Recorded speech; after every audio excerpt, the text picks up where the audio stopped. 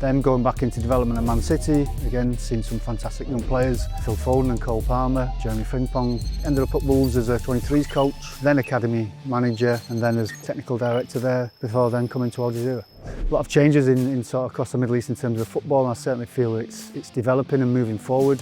My plan is to try and support that with things I've learnt in Europe and bring new ideas that can strengthen right across the football club. And how does TransferRoom help you? For me, it's a fantastic opportunity to make lots of connections to people around the world. I think the data it gives us, the information around quality of player, transfer fee. As a sporting director, I'm trying to make the best decision for the football club. I think TransferRoom is a fantastic platform to help me to make that decision. My name is Scott Sellars. Presently I'm the sporting director of Al Jazira in the UAE. Can you sum up your Al Jazira role, the successes you've had and also the vision that you've got? I think the vision, I think for most people that come out there is to try and improve and bring ideas from Europe to the Middle East. As you can see over the last few years there's been a lot of changes in sort of across the Middle East in terms of football, and I certainly feel it's developing and moving forward. My plan is to try and support that with things I've learnt in Europe and bring new ideas that can strengthen the recruitment, the academy, the medical team, right across the football club. It's been an incredible journey from your 20-year playing career. Leeds, Blackburn, Newcastle and Bolton in England. I'm sure I've played against you at some point. To now sporting director for a top club in the United Arab Emirates as well. Just can you sort of briefly sum up that journey? Probably like yourself, football was always my passion from a young age, probably an obsession. Fortunately, I was lucky enough to make it and have a great career. And then after playing, you know, what do you do next? I wanted to stay in the game. Was lucky enough to start coaching in academy football. Lucky enough at Sheffield United, worked with players like Kyle Walker and Kyle Norton and Harry Maguire. Short spell as assistant manager at Chesterfield, which again was different and really enjoyable. Then going back into development at Man City, again seeing some fantastic young players, Foden and Cole Palmer, Jeremy Frimpong, those boys. Move on again and ended up at Wolves as a coach, 23s coach, then academy manager, and then as football constant changes, I was lucky enough to get the role at Wolves as technical director there before then coming to Al Jazira. But that jump from a coach to technical director, how big was that for you? Yeah, it's the biggest jump I think of everything I've done, especially I think jumping into the recruitment situation. Obviously as a coach, you support recruitment, you listen to people.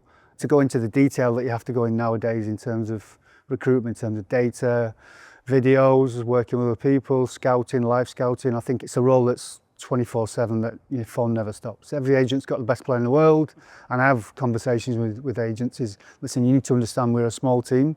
I need to be efficient. Don't send me WhatsApp pictures of 12 left wingers. Which one's a good one? Can we start to look at this player? And then obviously with our own recruitment and our own data referencing and scouting ourselves. But we are here at the TransferRoom deal day in Madrid. Well, what's happening for you and what are you looking for today? Yeah, I mean, we've only just started with the TransferRoom in the probably last month.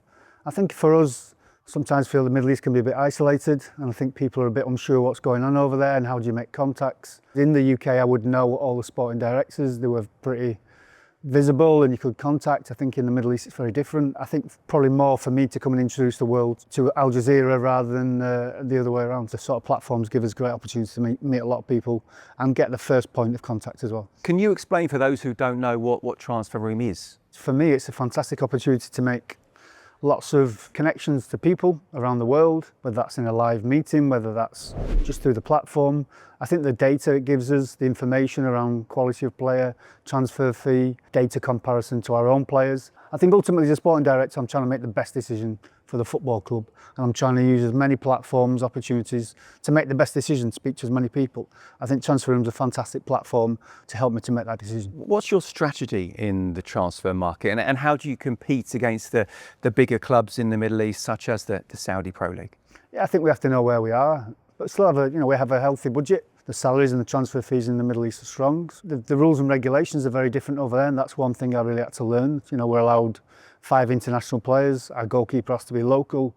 We're allowed something called a residential player, which is a player born under 21 from anywhere in the world, as long as he's not a full international. So again, that gives us lots of opportunities in the market. What are the aspirations for this season and beyond for Al Jazira?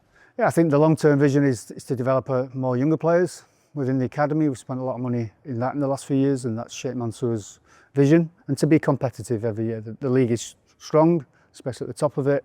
There's some historically very strong clubs, and we need to do some work to get to sort of the top level. Going back to the deal day here as well, how much time and cost do you feel it saves, with hundreds of clubs and top agencies in just one place? To make the deals is always difficult. So the deal's always the hardest bit. But I think to meet the people, and it goes back to, I think we were trying to sign a player from Brazil. The sporting director had met here at a TransferRoom conference in Istanbul. So straight away, that connection goes, the deal becomes easy.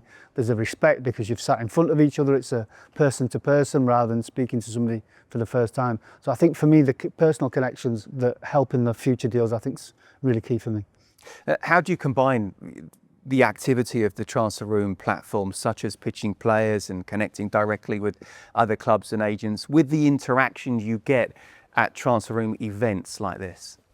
Yeah, I think the pitching players is really strong for us. I think every club has players they want to move on, specifically when you know what they're looking for, within the salaries that it's going to work. It can save you a lot of time.